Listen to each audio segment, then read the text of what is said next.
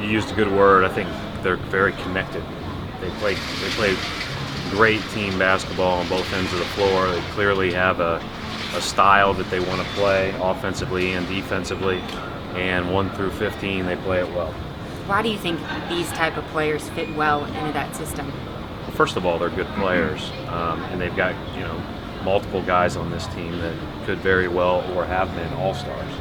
And at the same time, I think that they also play the game with a great teamness about them. It seems to me like a real unselfish group when you watch them on film. They just play the right way. Defensively, they're very connected. They play very hard. Their numbers bear that out. And offensively, I think they're one of the elite in the league, just because of the way they spread the floor, the multiple skilled bigs that they have that allow them to play, either with rolling but also with driving and spacing, and then you've got guards that you got 1-2 guards that can get wherever they want to go with the ball, and then guys that can shoot around them. It's a heck of a mix. What do you think is different about them from this season from last season to this season? Number one, they're healthy. Number two, at the end of last season, they were rolling, and we all, everybody was hard on the Pacers, but it may have been the Hawks were that good at that time, and I think that that's something that nobody really considered, and it's kind of bared itself out since the seasons have ended and we're moving on to the next one there. I think Teague is into that discussion with the elite point guards in the East, and I think we've always, I've seen him since he was a young kid, and we've always seen that he has the elite speed that guys at that position that have really dominated the game have. And then you've got guys, again, around him that are, talented basketball players and exceptional in their roles. Knowing Teague as long as you have, Coach, where have you seen his growth from being just a guy with great speed to where he's at now? But he's just so consistent. I think that's the thing. Like, I saw him when he was 15, 16 years old, and, like any 15 or 16-year-old, you've got your good ones, your good days and bad days. But his consistency level has been exceptionally high. In games that I've watched, he's been, good almost every night. And then they don't lose much speed off the bench when they come in with Schroeder. I mean, he's awfully fast too. So again, you've got those guys with the ability to break down people. You've got everybody else on the floor stretching you. So it puts you in a predicament. And it's a heck of a team on both ends of the court. But offensively, they're certainly one of the most fun to watch. Not to prepare for, but to watch. What kind of challenges this scorer present with this team? There are many ways that he can make shots. Well, I think I said this before we played him in Atlanta, and he had 25 or 27 points. He's the most challenging player in the league that averages less than 13 points to prepare for, because he can absolutely change the game. I was texting with one of my assistants last night, and we're watching the game. It's a 5-point game with 2 minutes to go in the half. Bang, bang, it's 11. And he's also a terrific screener, and probably one of his more underrated qualities is when he comes off of screens, he picks the right pass. So if you pay him too much attention, wherever your attention comes from, he reads it well. He's mastered the pin down, which is it's a simple act in basketball. It's just a down screen away. He's mastered all the reads, and he plays at a great speed. He plays with physicality, and he puts you in a predicament. All right, you got 12 on your roster now, 3 guys who aren't here. Right. How are you dealing with that? I just ask him to email me a roster every morning. No, I mean, hey, there's been a lot of change, and again, the hard part is the guys that are outgoing, that you create a relationship with, that you've really enjoyed and spent time with, even if it's just for a small amount of time. But the majority of the guys that are here, have been here. Some of them are playing more. Some of them are playing extended roles. Some of them, are being thrown to the wolves in some ways.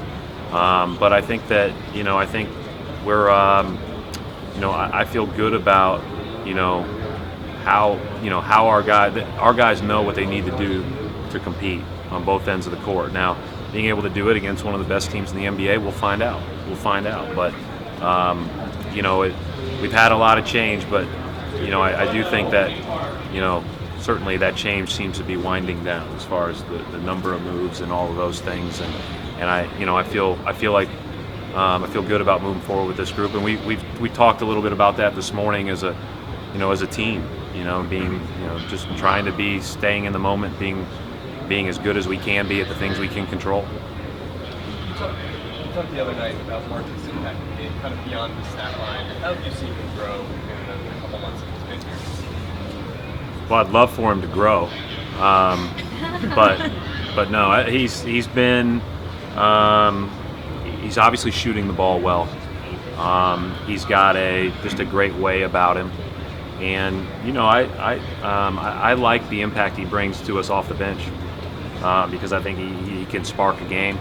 He can, if you're not going well, he can help you go better, and if you are going well, you know, he's always at the right level of intensity to keep it there.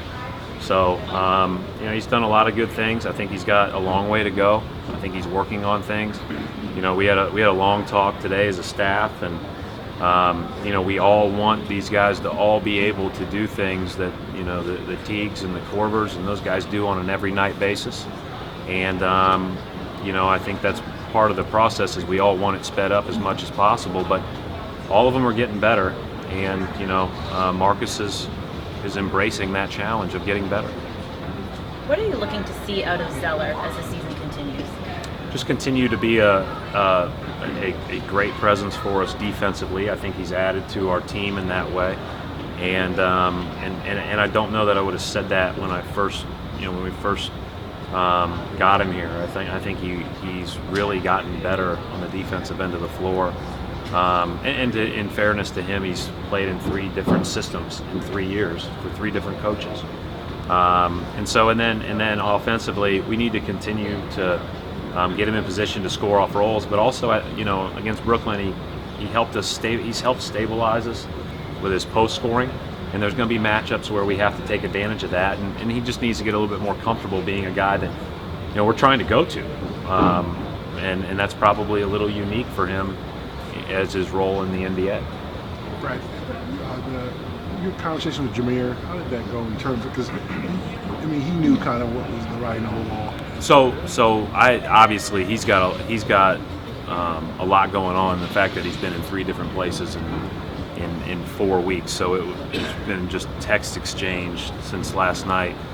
Told him obviously if he wants to talk, love to talk. I really enjoyed him.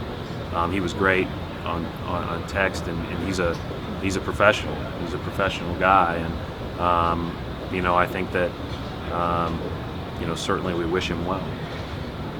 When you look back and look at the film from Wednesday, I'm sure you saw some things. You always see things a little differently when you break it down. What was the most encouraging thing coming out From the New Orleans game? Right. You know, I think the most encouraging thing was it didn't go our way the whole time. And, you know, we not dug ourselves, but we were down 6 a couple of different times in the 4th quarter, including with 7 minutes to go. And different people kind of stepped up and made the play. Sully stabilized us. He got us the basket in the post and then hit a 3 to tie. And then, you know, other guys made plays late. Some fortuitous bounces, but it was just a good team. You know, no panic, play the right way, keep playing, keep defending. Our defense in the 4th quarter was good, and we got a lot of things that we could learn from it and get better at. But I thought the way that we responded emotionally was probably my favorite part of the game.